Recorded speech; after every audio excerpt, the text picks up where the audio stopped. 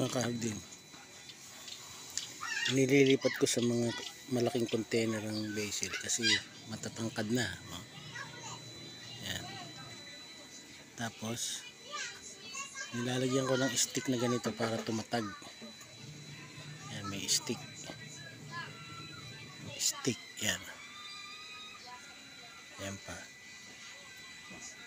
nilalagyan ko siya ng stick para tumatag kasi pag sobrang taas na ganito, yan, nabubuwal.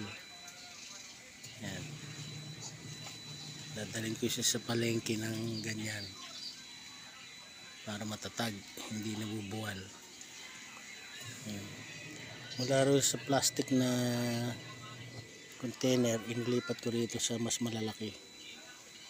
Yan, dito sa container na to, pwede nang pirmihan na siya dyan.